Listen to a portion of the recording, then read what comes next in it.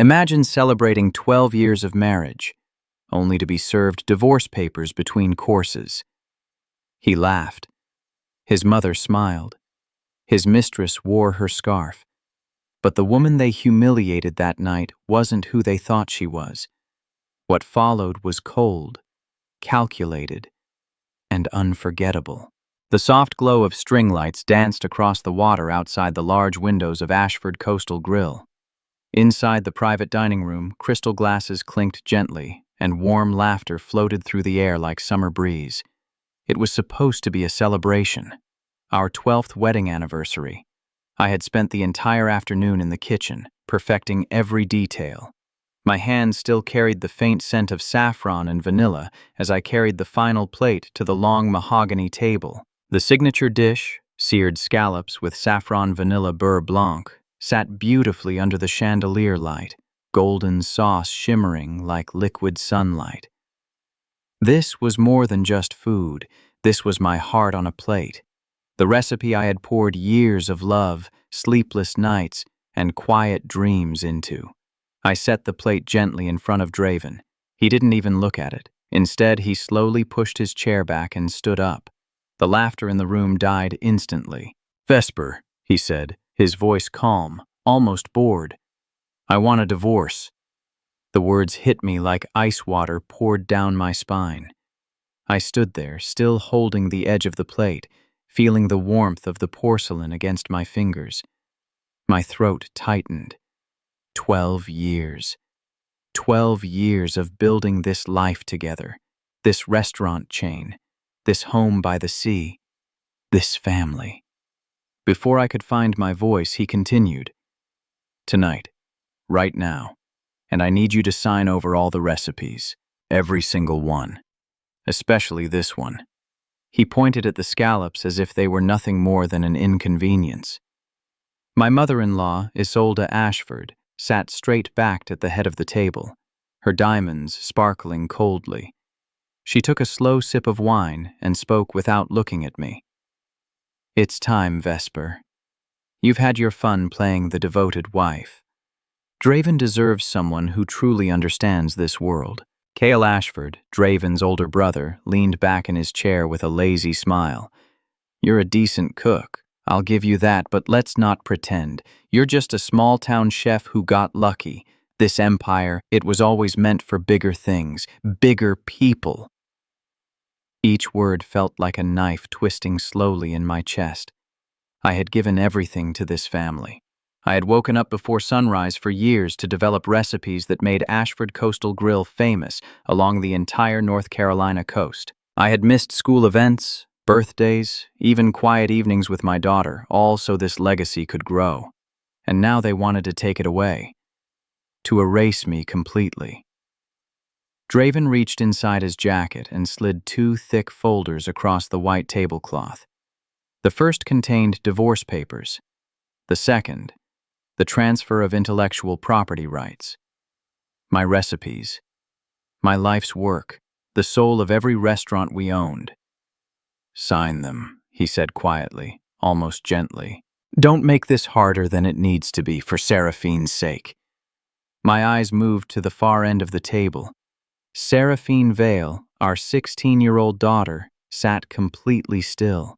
Her fork hovered above her plate, forgotten, her wide, beautiful eyes filled with shock and confusion as she looked from her father to me. Her lips trembled slightly, but no words came out, just a small, shaky breath that broke my heart into pieces. In that moment, something deep inside me fractured. This wasn't only about me anymore. They were trying to steal the only thing I had truly built for her, something she could one day be proud of. A legacy born from love, not greed. My hands remained steady on the edge of the table, even as pain bloomed hot and sharp behind my ribs. I looked at Draven's cold, handsome face, then at Isolde's indifferent expression, then at Kael's mocking smile. They were so sure I would break, so certain I would cry, beg, or quietly disappear like someone who never truly belonged. But I didn't cry. I didn't scream. I simply stood there in the heavy silence, feeling the weight of every sacrificed night, every unspoken dream, every quiet sacrifice I had made for this family. A terrifying kind of calm settled over me, because they had no idea who they were really sitting across from tonight. They thought they were ending a marriage. They had no clue they had just awakened something far more dangerous. This story is about what happens when you push a mother too far, when you try to take away the future she has quietly built for her child with her own two hands. Because sometimes, the quietest woman in the room carries the sharpest knife. And tonight, in this beautiful dining room overlooking the harbor, the blade had just been drawn. The drive home from the restaurant felt endless. I gripped the steering wheel so tightly my knuckles turned white. The dark road along the coast blurring through tears I refused to let fall. The house was quiet when I finally pulled into the driveway, our small beach cottage with its faded blue shutters and the sound of waves whispering just beyond the dunes. I stepped inside and closed the door behind me. The silence pressed heavy against my chest. 12 years, gone in a single sentence. I sank onto the worn couch, still wearing the dress I had chosen so carefully for our anniversary. The fabric now felt like a costume from a life that no longer existed. Memories flooded in without permission. Late nights in the kitchen, testing recipes while Draven slept upstairs. Seraphine's laughter echoing as she helped me plate dishes. The way I had believed we were building something real together. But it was never real for him. A soft knock pulled me from the darkness. Seraphine slipped inside, her eyes red and swollen. She didn't say anything at first. She just walked over and sat beside me, her shoulder pressing lightly against mine like she used to when she was little and scared of thunderstorms. "Mom," her voice cracked. "Why did Dad do that?" I had no answer that wouldn't break her heart even more. The next morning, everything shattered again. I was in the kitchen making coffee when Seraphine stumbled out of her room, clutching her stomach. Her face was pale, covered in sweat. She barely made it to the bathroom before she started vomiting violently. "Mom, it hurts." I dropped everything and rushed to her side. Her skin burned with fever. Within an hour, her breathing grew shallow and labored. I drove her to the emergency room with my heart pounding so hard I could barely hear the doctor's words. Food poisoning. Severe. They asked where she had eaten last. Seraphine whispered weakly that she had gone back to the restaurant after I left. Her father had insisted she stay for dessert with the family. Ashford Coastal Grille. My blood ran cold. While Seraphine slept under medication in the hospital bed, I sat beside her holding her hand, watching the monitor beep steadily. The same restaurant where Draven had publicly discarded me had now made our daughter seriously ill. Something inside me shifted. I couldn't just sit here drowning in pain anymore. Later that evening, after Seraphine had stabilized, I made a quiet phone call. Elowen Sage answered on the third ring. She was a kind, sharp-eyed woman in her late 70s, a regular customer who had once been hospitalized after eating at one of our newer locations 6 months ago. "Vesper, is that really you?" Her voice carried both surprise and warmth. We met the next morning at a small cafe far from the tourist strip. Elowen didn't waste time with pleasantries. She slid an old medical report across the table, her hands trembling slightly with remembered fear. "They told me it was just bad luck," she said softly. "But I know what I tasted that night. The shrimp was off, and when I complained, they made it disappear." She paused, looking straight into my eyes. "There have been others, Vesper, more than they want anyone to know." Her words unlocked something I had tried to ignore for years.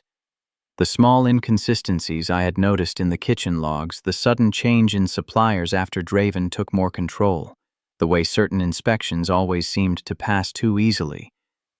That night, back in my quiet cottage, I sat at the old wooden table with my laptop open. The waves crashed outside, but inside my mind, a storm was building. I stared at the screen for a long time. Part of me wanted to scream, to cry, to drive back to that beautiful restaurant and demand answers from the man who once promised to love me forever. But another part, the part that had spent years quietly learning every detail of food safety, supply chains, and regulatory systems while everyone thought I was just the cook, began to wake up. I opened a new folder on my computer.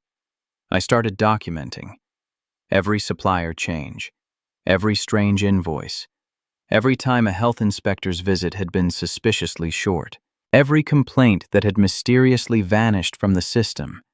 My hands moved with cold precision, even as tears silently tracked down my cheeks. Draven thought he had broken me. He thought I was just a heartbroken ex-wife with nothing left. He had no idea that the woman who had built the heart of his empire knew exactly where all the hidden cracks were. Seraphine stirred in her room down the hall. I heard her soft, pained breathing and felt a fierce, protective fire rise in my chest. This wasn't just about revenge. This was about making sure no other mother would have to watch her child suffer because of someone else's greed. The pain was still there, raw and deep, but beneath it, something colder and sharper was forming. A quiet, terrifying resolve. And for the first time since that awful night, I wasn't afraid of what came next. The hospital released Seraphine after 3 long days. She was still weak, moving slowly as I helped her into the car. The afternoon sun felt too bright, almost mocking the heavy silence between us. As we drove along the coastal road, the waves crashing against the rocks below, I kept stealing glances at my daughter. Her face was pale, and her eyes carried a new kind of shadow I had never seen before. "Mom," she said quietly, staring out at the ocean. "Dad didn't even call to check on me."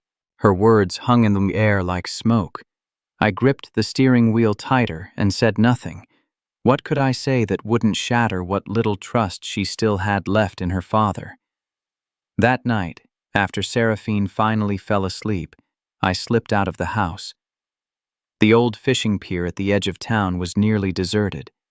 Only one man stood at the far end, smoking a cigarette and watching the dark water, Orion Hale. He had been the head chef at Ashford Coastal Grille for 8 years before Draven fired him without warning.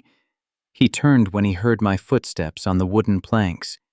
His face was weathered, lined with exhaustion and something sharper: regret. "Vesper," he said, his voice low and rough.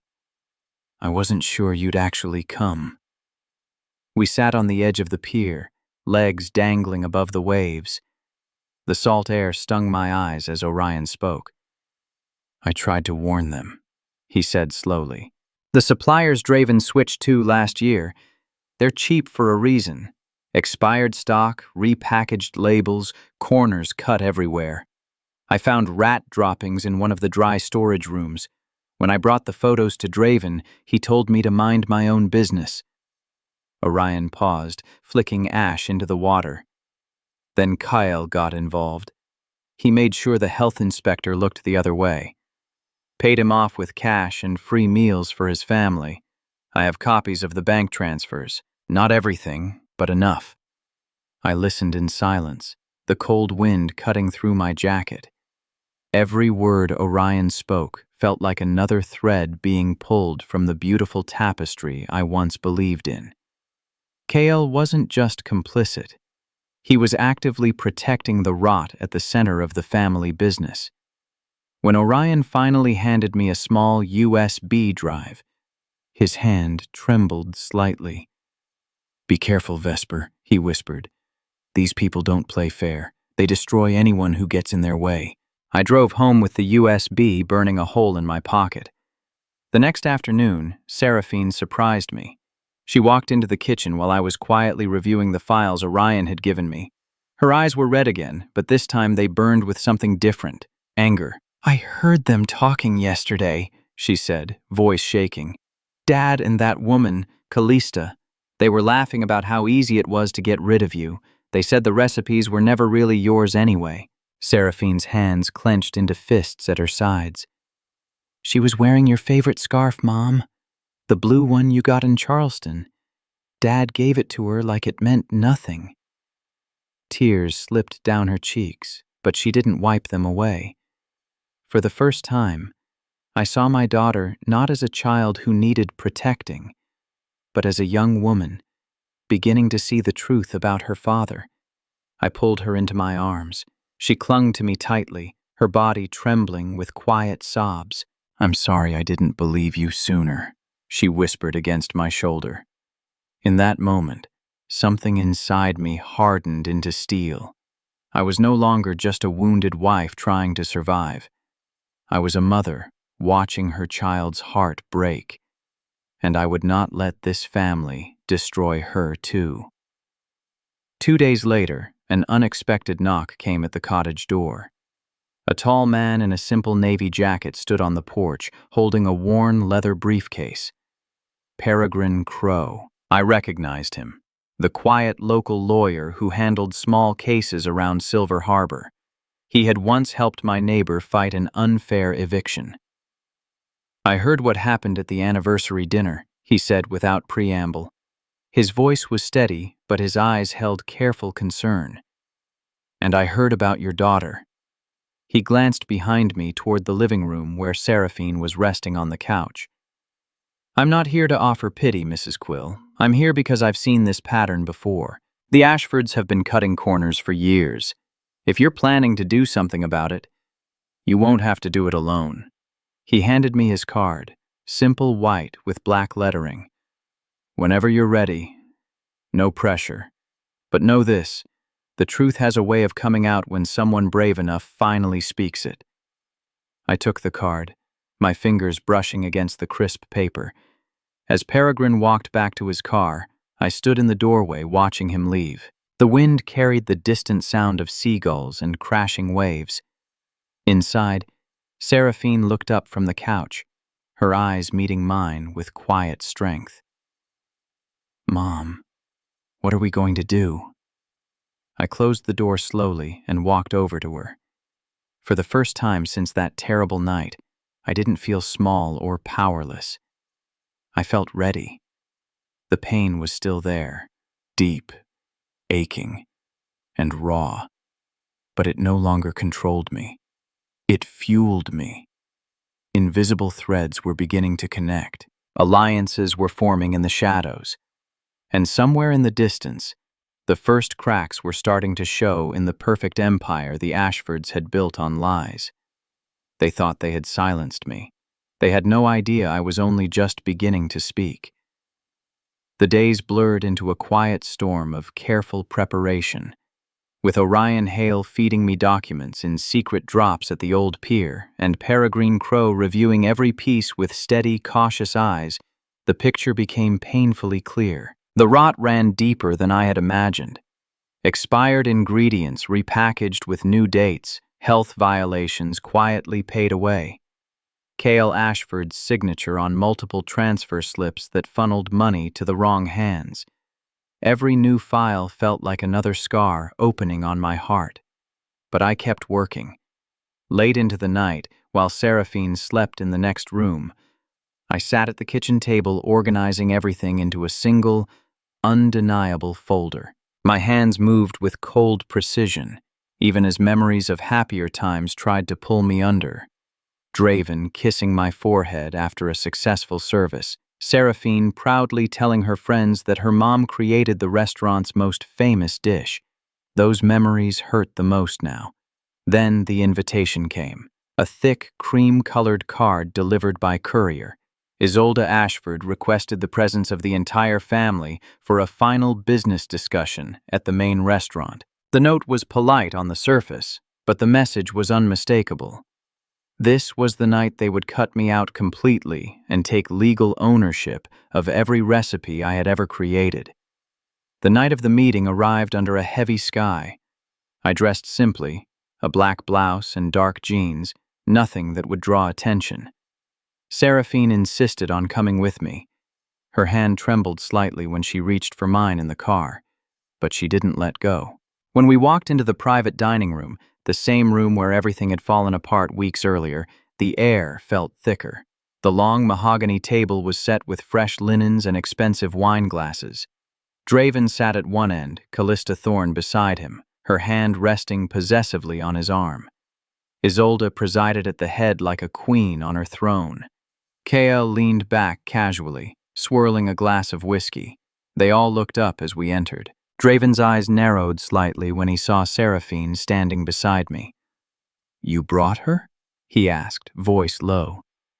"She deserves to know what kind of future you're planning for her," I replied quietly, taking my seat without waiting for permission.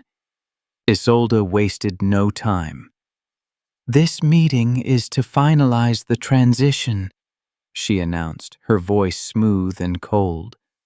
"Vesper will sign over full rights to all recipes, effective immediately. The Ashford name needs to move forward without complications."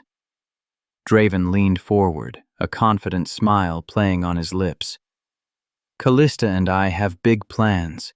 We're cutting supplier costs by 40%, streamlining the menu. No more wasting money on unnecessary safety checks that slow everything down. The profit margins will be beautiful." Callista nodded, her perfectly painted lips curving into a smile. "Customers don't need to know the details. They just want good food at a good price. We'll handle the rest." I sat perfectly still, listening to them speak about dismantling everything I had built with such casual cruelty. My hands rested quietly in my lap, but inside, a storm raged. Then Seraphine stood up. The chair scraped loudly against the floor. Everyone turned to look at her. "You're going to make people sick again," she said, her voice shaking but growing stronger with every word. "You already made me sick, Dad. I was in the hospital because of your restaurant, and now you want to make it worse. Just to save money?" Draven's face hardened. "Seraphine, sit down. You don't understand business." "I understand enough," she shot back, tears filling her eyes. "You threw Mom away like she was nothing. You gave her scarf to her," she pointed at Callista, "and now you're laughing about cutting corners that could hurt even more people. What kind of father are you?" The room fell into heavy silence. Isolde's expression turned icy. "You're a child. You'll learn your place." Seraphine's shoulders trembled, but she didn't sit down. She looked straight at her grandmother, then at her father, with a pain so raw it made my chest ache. "I thought this family was supposed to mean something," she whispered. "But you only care about money." She turned to me, her eyes pleading and broken at the same time. "Mom, please tell me we're not going to let them do this." I met her gaze. For the first time since that awful anniversary night, I didn't feel small. I didn't feel broken. I felt something far more dangerous, a mother's love sharpened into unbreakable steel. I remained silent, my face calm, almost serene. But inside, the last threads of patience had finally snapped. Draven watched me carefully, a flicker of unease crossing his features for the first time. "You're awfully quiet tonight, Vesper," he said, trying to sound in control. I looked at him, really looked at him, and offered the smallest, coldest smile. "Because some things," I said softly, "are better said when the plate is finally served." The tension in the room thickened like storm clouds gathering before lightning strikes. Seraphine slowly sat back down beside me, her hand finding mine under the table. Her fingers were cold, but her grip was fierce. I squeezed back gently. This was no longer about saving a marriage that had already died. This was about protecting my daughter from the poison her own family was willing to spread. And as I sat there in perfect silence, watching them celebrate their victory a little too early, I knew the final plate was almost ready. They had invited me here to bury me. They had no idea I had come prepared to serve them the truth. The hearing room smelled of polished wood and nervous sweat. Sunlight streamed through tall windows overlooking Silver Harbor, but inside, the air felt thick and heavy.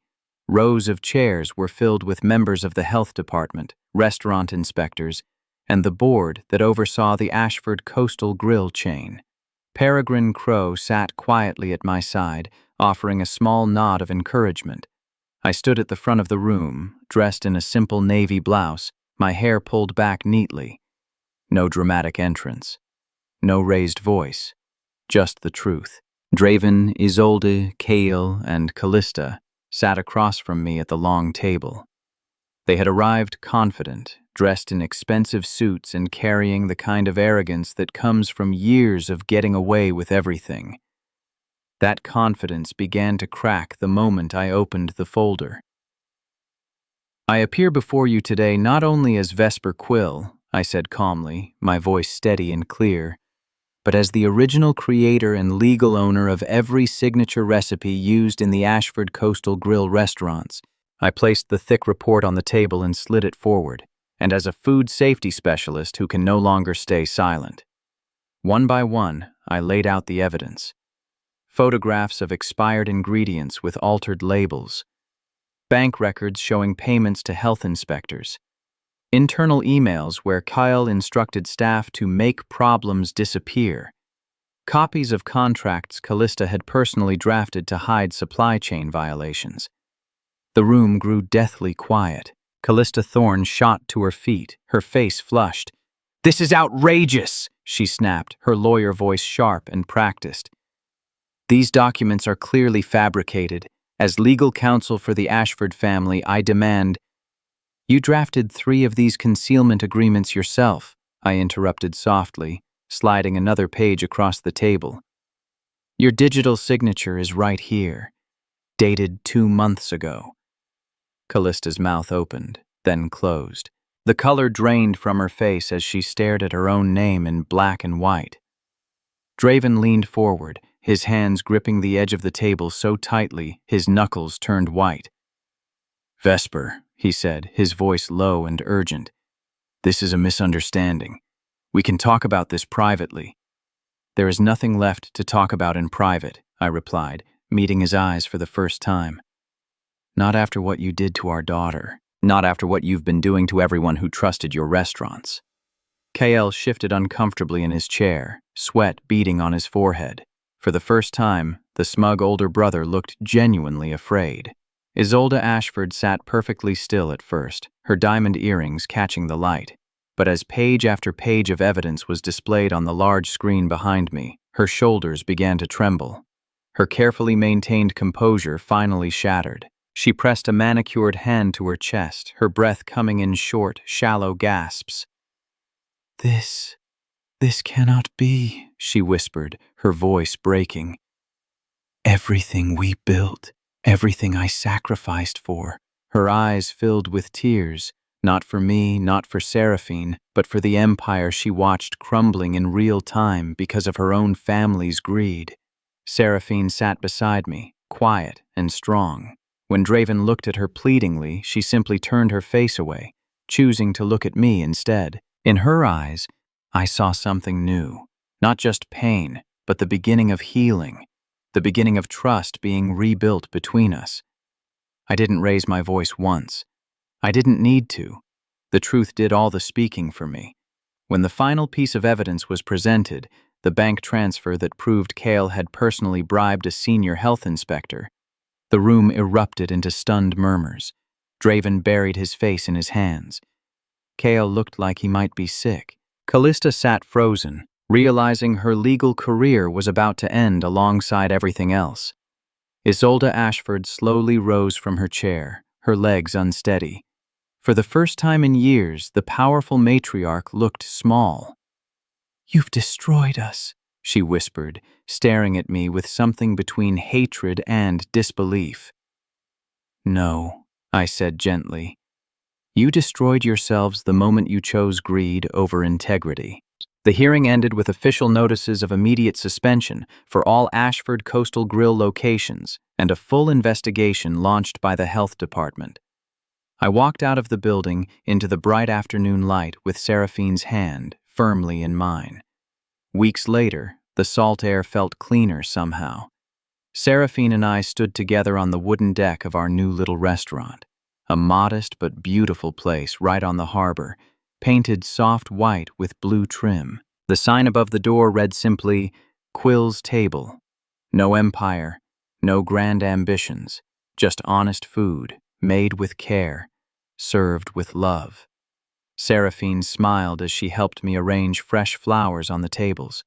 Her laughter came more easily now, lighter, freer. The scars were still there, but they were healing. I looked out at the ocean, watching the waves roll gently onto the shore. I had not needed to scream. I had not needed revenge in the way people usually imagine it.